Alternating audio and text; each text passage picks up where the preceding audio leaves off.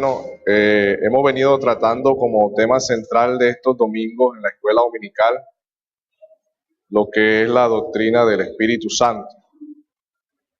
Y el primer domingo el pastor Oduber estuvo hablando del Espíritu Santo como Dios, lo que significó o lo que significa que Él estuviera citado en citas trinitarias de las Escrituras, mostrándolo como esa persona que hace parte de la deidad de Dios, cómo estuvo el Espíritu Santo también en los credos, en las confesiones aceptadas dentro de la iglesia de los primeros siglos. Y Pastor Alexander estuvo hablando de el Espíritu Santo en el Antiguo Testamento, cómo operaba, cómo regeneraba también, cómo estaba presente en esa gracia común que Dios ha dado al mundo y dando una definición de la misma. Y del Espíritu Santo podríamos hablar de muchos temas. Podríamos hablar del Espíritu Santo y la creación, el Espíritu Santo y la revelación de las Escrituras, el Espíritu Santo y la iluminación, el Espíritu Santo y la santificación, los dones, el Espíritu Santo y su dirección, o el Espíritu Santo y la oración, o el Espíritu Santo en el creyente como templo y como morada de Él, o de la divinidad del Espíritu, pero el pastor Oduber estuvo tocando este tema. Y tendríamos mucho que hablar de Él, pero en esta mañana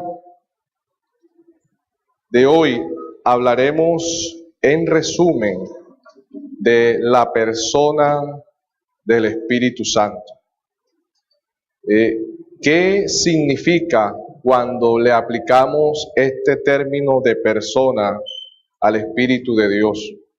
¿Cuál es el argumento bíblico para afirmar que es una persona o que tiene una personalidad?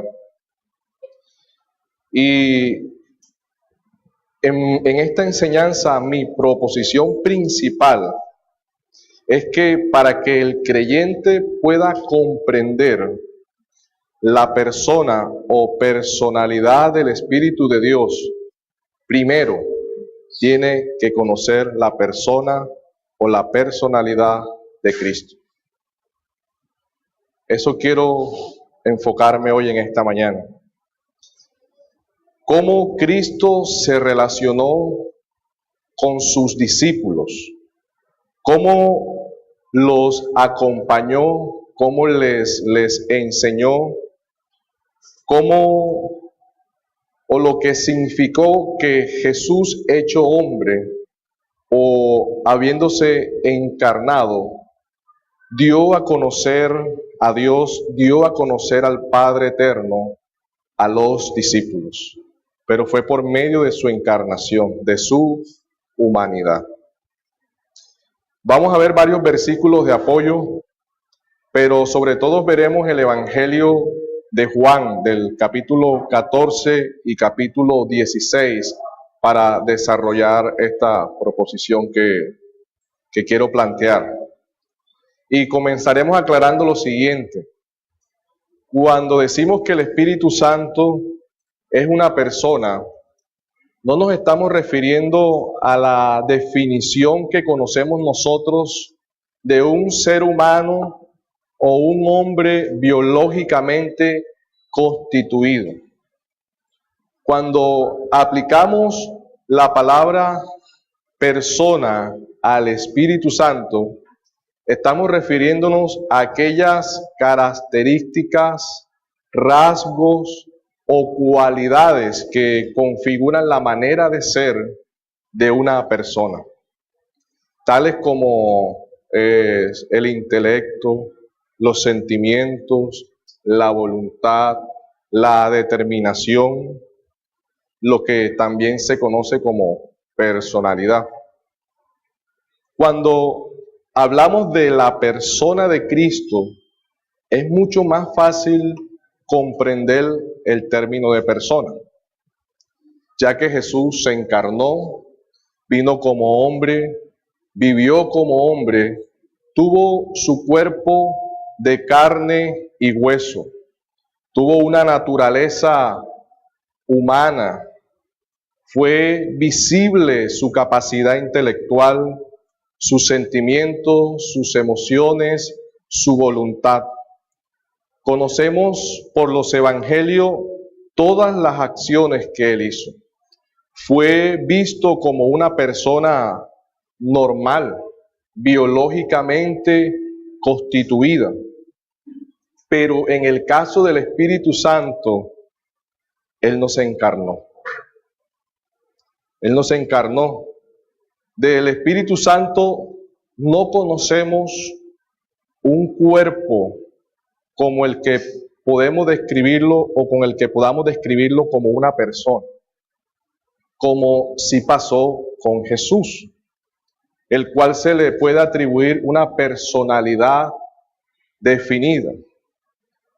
Y es aquí donde muchos han errado al definir al Espíritu de Dios y terminan minimizando su obra y reduciéndolo a un concepto etéreo, sin forma, diciendo que es una fuerza o energía en el caso de los testigos de Jehová. Los testigos de Jehová creen que el Espíritu Santo no es una persona o que tenga una personalidad para relacionarse con los hombres, como sí lo hizo Jesús. Ellos dicen que es una fuerza impersonal, que es la fuerza activa o energía de Dios. Y podemos decir que las Escrituras no dan una forma, figura o apariencia externa de cómo es el Espíritu Santo, como sí lo hizo con Jesús. El Espíritu Santo es espíritu. Dios es espíritu. Nadie ha visto a Dios jamás. Ninguno sabe cómo es Dios, porque Él es espíritu. El Espíritu Santo es espíritu. Miren, les invito a abrir nuestras Biblias un momento en 1 de Timoteo, capítulo 6, versículo 16.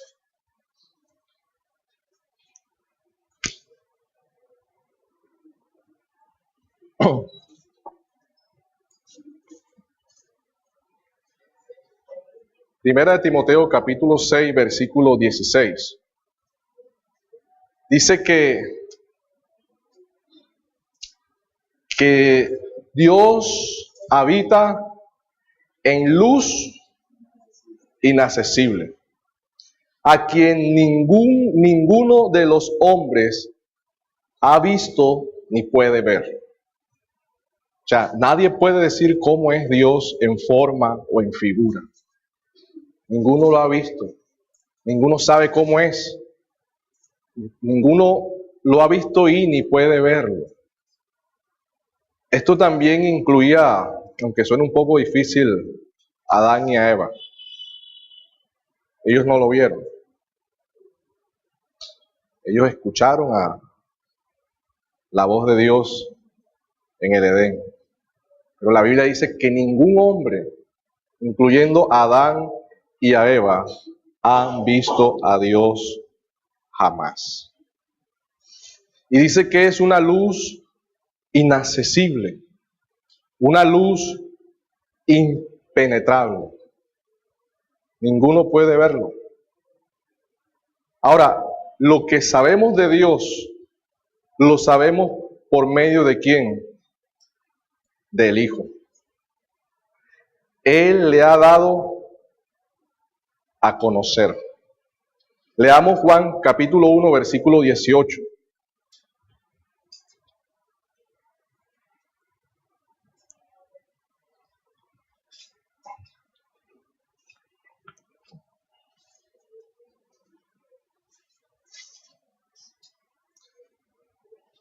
Dice, a Dios nadie le vio jamás. ¿Quién vio a Dios? Nadie. A Dios nadie le dio jamás. El unigénito Hijo que está en el seno del Padre le ha dado a conocer. Jesús dio a conocer a Dios, dio a conocer al Padre, le dio a conocer en Edén a Adán y a Eva. Le dio a conocer en el Antiguo Testamento y le dio a conocer en el Nuevo Testamento en su encarnación, en su condición de hombre, en su humanidad, mostrando Jesús toda una personalidad. Así también en el presente, el Espíritu Santo es el que actualmente da a conocer a Jesús. A Dios nadie lo vio jamás. El Hijo dio a conocer a Dios, dio a conocer al Padre y le dio a conocer en su encarnación, en su humanidad. Y ahora actualmente el que está dando a conocer a Jesús es el Espíritu Santo de Dios. Jesús dijo en Juan 16:14, Él me glorificará, porque tomará de lo mío y os lo hará saber. Una vez resucitado Jesús de entre los muertos y subido a los cielos o ascendido a la diestra del Padre, el Espíritu Santo sería el encargado de dar a conocer la obra de Cristo aquí en la tierra. Jesús dijo que el Espíritu Santo daría testimonio de Él. Es el Espíritu de Dios quien da a conocer a Jesús. La única forma de conocer a Jesús es por medio del Espíritu de Dios. Él me glorificará, tomará de lo mío y os lo hará saber. Él os guiará a toda verdad.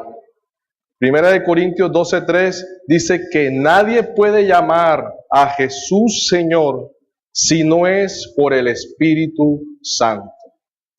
Así como es imposible conocer a Dios, al Padre, fuera del Señor Jesucristo, así es imposible conocer a Jesús fuera del Espíritu Santo.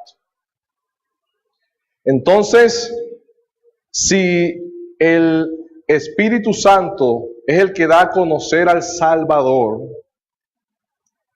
es necesario que éste sea igual a Jesús en personalidad. Así como Jesús dio a conocer al Padre en su encarnación, en su humanidad, es necesario que el Espíritu Santo tenga una personalidad para poder comunicar la obra de Cristo al corazón del hombre. O como nosotros lo entendemos en nuestra condición humana, que sea una persona que exprese conocimiento, sentimiento, voluntad, emoción.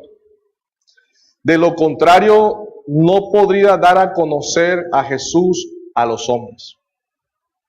En pocas palabras, debe ser igual a Jesús en personalidad. Y esa fue la forma en que los discípulos pudieron conocer al Padre. En la humanidad de Jesús, en la encarnación de Jesús.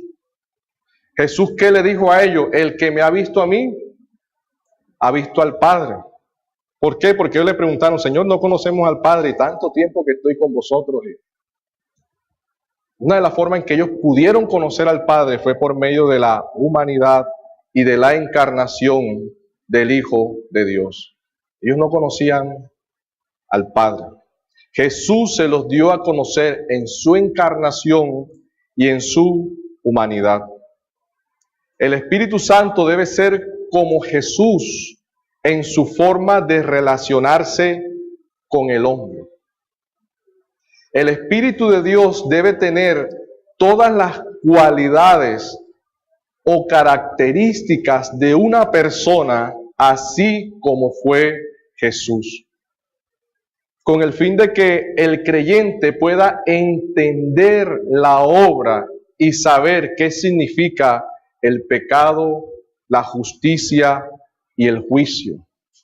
Así lo enseñó el mismo Señor Jesucristo. Y les invito a leer Juan capítulo 14, versículo 16, para entender mucho mejor este concepto que les estoy hablando.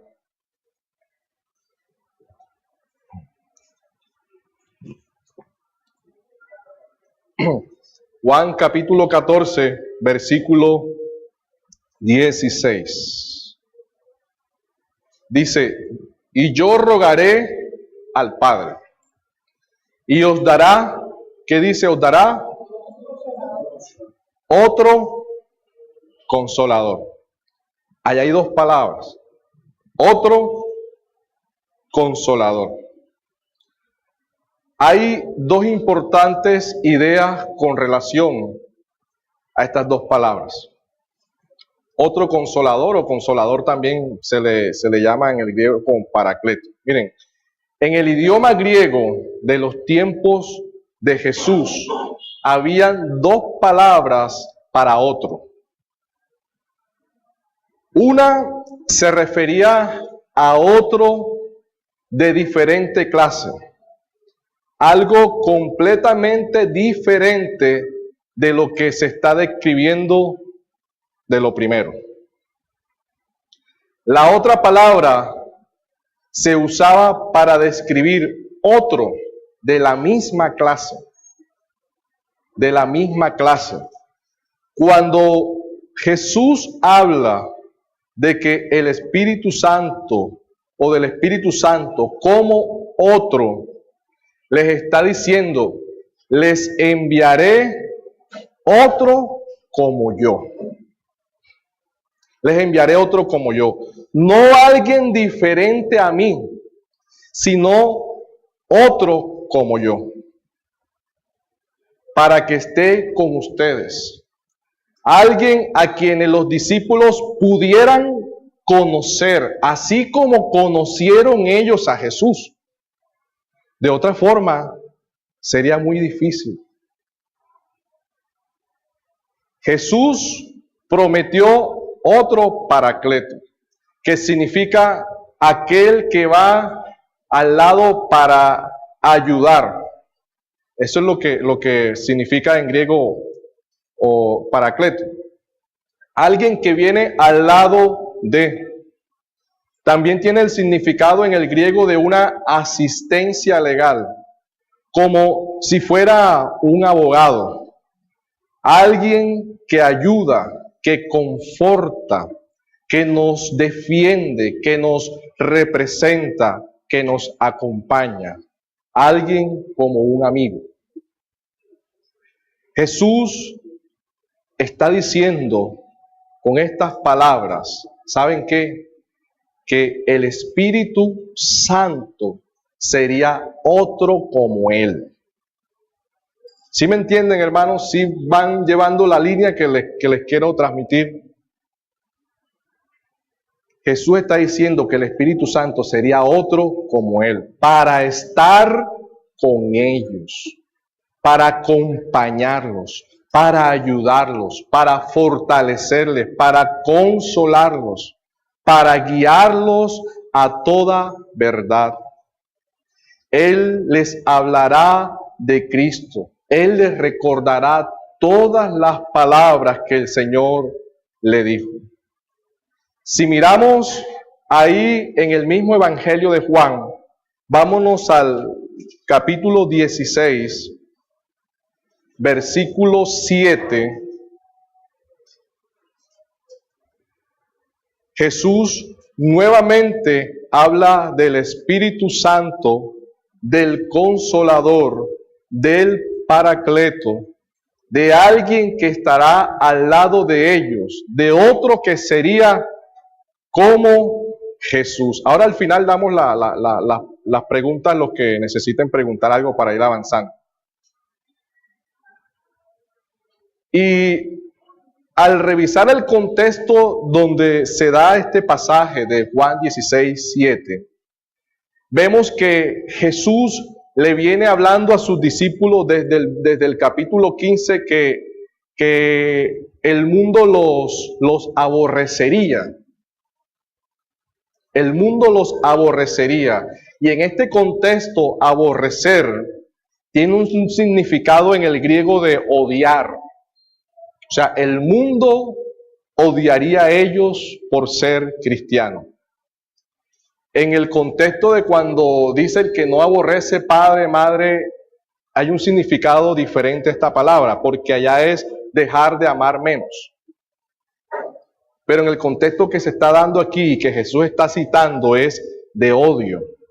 Él les está diciendo a sus discípulos, el mundo los va a odiar. El mundo los aborrecerá. Y eso está en el 15 y 18. Y también él sigue avanzando que los expulsarán de las sinagogas y hasta los podrían asesinar. El capítulo 16, versículo 2. Os expulsarán de las sinagogas y aún viene la hora cuando cualquiera que os mate pensará que está rindiendo culto a Dios. Jesús, y vemos en el versículo 32 de ese mismo capítulo 16, que serán ¿qué? Esparcidos, cada uno por su lado, ya que Jesús había comenzado su camino para ser arrestado y posteriormente crucificado y asesinado. Al parecer les esperaba a estos discípulos un momento difícil. Tan difícil era el momento que iban a atravesar los discípulos del Señor, que ahí mismo en el capítulo 17, verso 9, Jesús ruega por ellos. En el verso 11, Jesús le pide al Padre que los guarde. En el verso 12 muestra cómo Jesús los protegía. En el verso 20 ruega por usted y por mí, por los que estamos aquí en este lugar. Jesús cuidaba de estos discípulos. Jesús rogaba por ellos. Jesús estaba con ellos. Jesús caminó con ellos. Convivió con ellos todo el tiempo. Los consolaba, los exhortaba, les declaraba las verdades de Dios. De seguro estos discípulos se acostumbraron a la preciosa compañía de Jesús.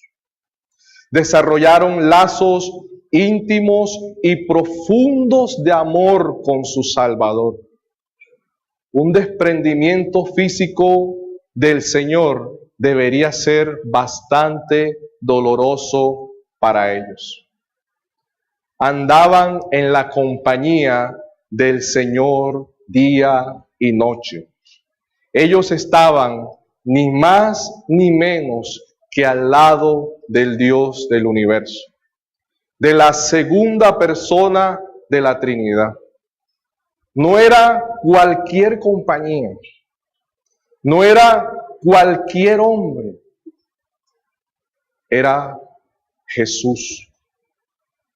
Por eso Juan pudo decir de una forma clara en su evangelio, aquel verbo, en su primera carta también, aquel verbo fue hecho carne y habitó entre nosotros. Y vimos su gloria, gloria como del unigénito del Padre, lleno de gracia y de verdad. Lo que era desde el principio, lo que hemos oído, lo que hemos visto con nuestros ojos, lo que contemplamos, lo que palparon nuestras manos tocante al verbo de vida. Digan ustedes si no era una relación tan profunda con el Señor. Maravillosa compañía tuvieron estos hombres al caminar con Jesús. Pero esto iba a cambiar temporalmente. Tristeza iban a experimentar estos hombres. Seguramente se iban a deprimir por la ausencia de su Señor. Jesús les dice en el capítulo 16, verso 6 de Juan, donde estamos: tristeza ha llenado vuestros corazones. Tristeza ha llenado vuestros corazones. ¿Y saben cuál era la causa de esa tristeza que ha llenado el corazón de los discípulos? El versículo 7 da la respuesta. Os conviene que yo me vaya. El Señor se iría, los dejaría. Ya no iban a estar más físicamente con la compañía del Señor, con la compañía del Salvador. La ausencia de Jesús a estos hombres no la podía llenar cualquiera. El que llenara la ausencia de Jesús en sus discípulos tenía que ser de la misma condición de Jesús. El mismo poder de Jesús, el mismo amor de Jesús, el mismo cuidado de Jesús, la misma naturaleza divina de Jesús. Ser una persona como Cristo fue para ellos. Y por eso Jesús dijo en Juan 14, 16, que vendría otro consolador. Les enviaría otro como Él, no alguien diferente a Él, sino otro como Él, aquel que va al lado de ellos para ayudarle, para confortarlo, para que los acompañara como un amigo, así como Jesús estuvo con ellos. Y si entendemos cómo Jesús fue en su encarnación, en su humanidad, en su personalidad, vamos a entender mucho menos mejor el significado de la persona del Espíritu Santo en la vida del creyente. Si un cristiano quiere conocer y entender mucho mejor la persona del Espíritu Santo, es necesario primero conocer a la persona de Jesús, ya que Él es el otro como Él. Otro argumento que nos ayuda a comprender al Espíritu Santo como persona, o que se refiere al Espíritu Santo como persona, también nos los enseñó el mismo Señor Jesucristo. Mire, en las descripciones del Espíritu Santo se usa un pronombre personal del griego de forma masculina cuando se dirige al Espíritu Santo, y es Él. Él, refiriéndose al Espíritu Santo como una persona, no como algo. Y ese Él es un pronombre personal masculino. Miren, ahí mismo en Juan capítulo 16, versículo 7, dice en la partecita B por allá, el Consolador. O el versículo 8, también, cuando Él venga. Ese pronombre se usaba para definir a una persona. Y en el griego se le aplica a la persona del Espíritu Santo. Por eso en las Escrituras encontramos muchos pasajes donde se le atribuye mente, voluntad, emociones, donde el Espíritu de Dios habla, y todas estas cosas son características ¿de quién? De una persona.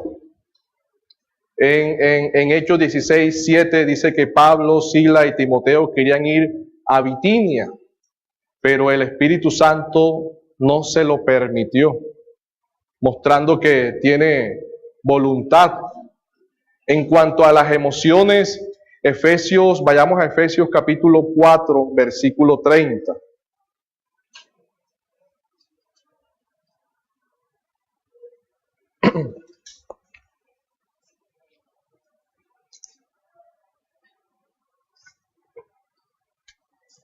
Dice, y no contristéis al Espíritu Santo.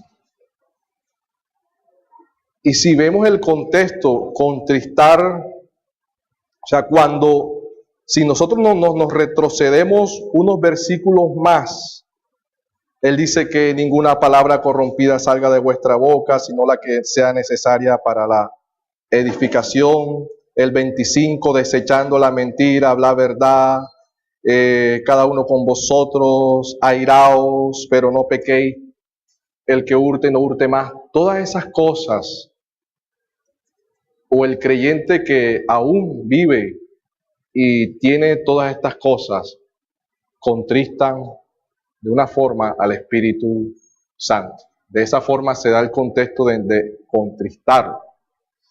Él dio instrucciones a la iglesia primitiva. Veamos Hechos capítulo 15, versículo 18. Dice, porque ha parecido bien al Espíritu Santo y a nosotros no imponerlos ninguna carga más que estas cosas necesarias. El escritor de Hechos considera al Espíritu de Dios como una persona capaz de los mismos pensamientos e ideas que tenían los apóstoles. El Espíritu Santo también habló. Hechos capítulo 13, versículo 2, dice que ministrando estos al Señor y ayunando, dijo el Espíritu Santo, apartarme a Bernabé, a Saulo para la obra que os he llamado. Todas estas son características exclusivas ¿de qué? De una persona. Conociendo así de forma resumida una definición de persona con relación al Espíritu Santo, surge una pregunta retórica. ¿Quién es el Espíritu Santo para ti? ¿Lo has visto en tu vida cristiana como esa fuerza que está dentro de ti, ayudándote en todo, dándote energía para desarrollar tu vida cristiana? ¿O lo ves como la tercera persona de la Trinidad que está contigo? Muchos confundimos esos conceptos en nuestra vida. ¿Lo ves como ves a Cristo como persona? ¿O lo ves como impersonal? No se trata de un conocimiento intelectual o teológico del Espíritu Santo. O sea, muchas veces sabemos teológicamente el concepto y la definición del Espíritu Santo, pero en nuestro vivir solo es un mero conocimiento si no lo entendemos o no lo vivimos. Aún a pesar de ello, el Espíritu Santo continúa trabajando en nosotros sin aún nosotros conocerlo y sin aún nosotros darnos cuenta. La obra del Espíritu de Dios debe ser una vivencia real en nosotros. Saber que cuando oramos a Dios, no oramos por nosotros mismos. Es porque el Espíritu de Dios está también intercediendo por nosotros. Sabemos que cuando nos sentimos culpables es porque el Espíritu Santo nos está llevando al arrepentimiento. Saber que cuando nos sentimos débiles, desanimados, deprimidos, podemos acudir a la ayuda del Espíritu Santo y clamar por su consolación, por su fortaleza en nuestras vidas. Saber que podemos pedirle que nos guíe, que nos muestre cada día más a Cristo por medio de las Escrituras, que nos ayude día a día a ser como Cristo. Podemos pedirle en oración que nos ayude a ser como Jesús, a que Jesús reine en nosotros. Podemos orarle para que nos ilumine en nuestros corazones para entender las Escrituras. En los momentos más difíciles que vivamos sobre esta tierra, donde muchas veces creemos que Jesús está allá en los cielos distantes, el Espíritu Santo está con nosotros. Está cerca de ti. Está cuidándote, mostrando a tu vida y diciéndote: Jesús nunca te abandonará, ni te dejará. Él estará contigo todos los días hasta el fin del mundo. No los dejará huérfanos. Él volverá otra vez. Él es otro como fue Jesús, igual a Jesús. El Espíritu Santo está con nosotros en esta tierra. Su presencia está con nosotros en esta tierra, mis amados, como si Cristo mismo estuviera presente cuando estuvo con sus discípulos en esta tierra. Así lo enseñó Jesús. Así lo dejó ver Jesús en Juan. Otro como yo. Qué compañía más hermosa y más maravillosa. Los discípulos del Señor terminaron conociendo la compañía del Espíritu Santo en sus vidas.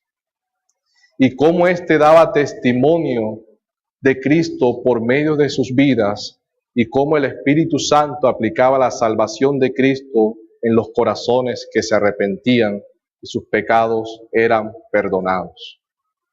No estoy hablando de una relación mística, sino una relación viva por medio de las Escrituras. Estoy diciendo: hola Espíritu Santo, buenos días, ¿cómo amaneciste? ¿Cómo te fue ayer? O sea, como muchas veces uno leyó y entendió por ahí. Hola, y Espíritu Santo, ¿cómo le fue a fulano, sultano? Es algo, así como Cristo vivió con sus discípulos, así el Espíritu Santo está presente con nosotros. Él no es algo, Él es alguien. No lo ignoremos.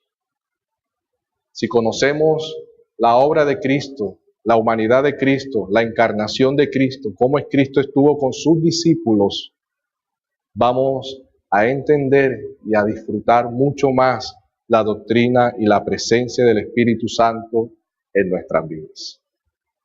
Si alguno tiene alguna pregunta y se la puedo contestar, con mucho gusto. Y si no se la puedo contestar y hay alguien que se la pueda contestar, tiene la palabra. Espera que venga. Que no sea difícil, ¿oíste?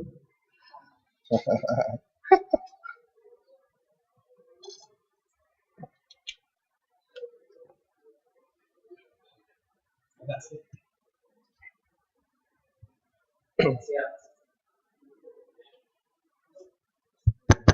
Gracias, pastor.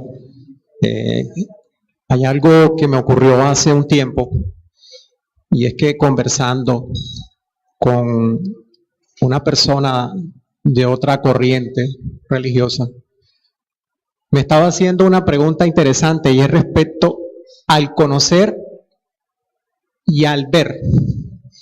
¿Por qué? Porque si uno ve algo o a una persona, no necesariamente la conoce. Entonces es importante de repente que nos haga algún tipo de comparativo entre las dos, ya que no es lo mismo.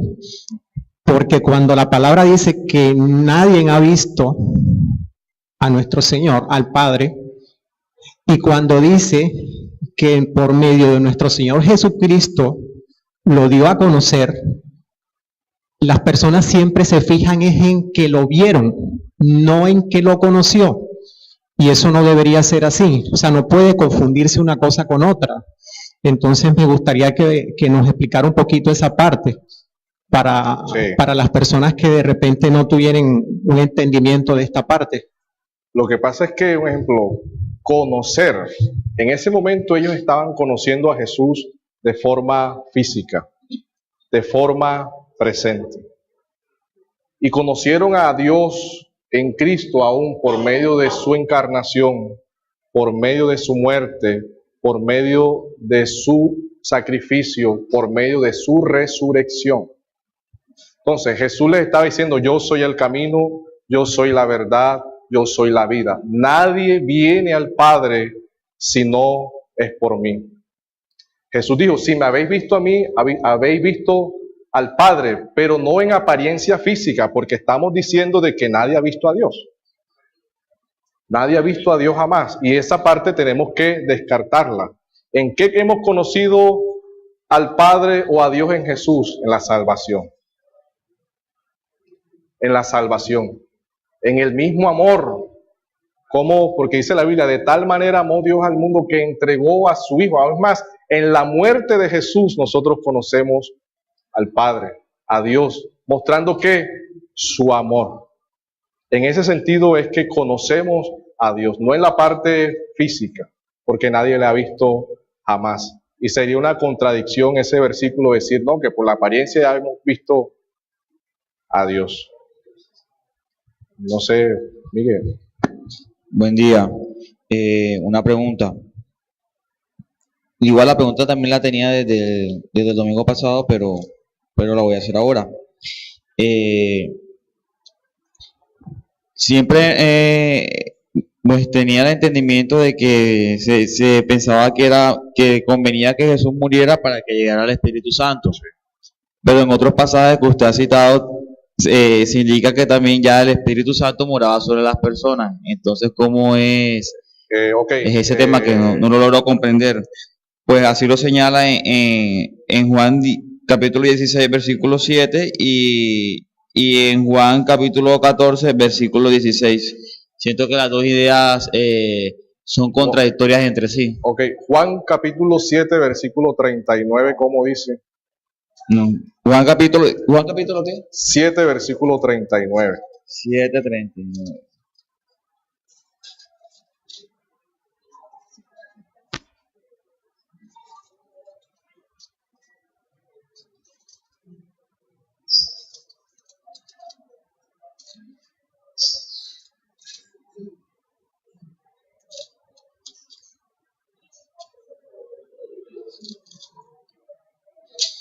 Esto dijo el Espíritu que habían de recibir los que creyesen en Él, pues aún no había venido el Espíritu Santo porque Jesús no había sido aún glorificado. Bueno, esa sería la respuesta. Que si nosotros entendemos, en el Antiguo Testamento, pues, el Espíritu Santo venía y regeneraba también y producía un cambio en la persona. Pero se habló de que no habitaba en el creyente. Pero no habitaba en el creyente porque resulta que hay un argumento también muy fuerte, es que el templo en ese momento estaba en pie. Y era el lugar donde la presencia de Dios venía, habitaba, estaba. Por lo tanto, todos los creyentes del Antiguo Testamento iban o miraban en cualquier lugar hacia el templo porque era la presencia de Dios representada en ese momento. Pero una vez que el Señor muere, es glorificado, no hay templo, no hay un lugar que referencie la presencia de Dios en la tierra. ¿Y cuál vendría a ser el templo entonces? La iglesia. Por eso es que el Espíritu de Dios ahora vive en nosotros. Somos el templo y la morada del Espíritu Santo. Anteriormente Él habitaba, pero no moraba. Ahora mora en cada creyente como su templo. Bueno, vamos a orar. Eterno Padre, te damos gracias en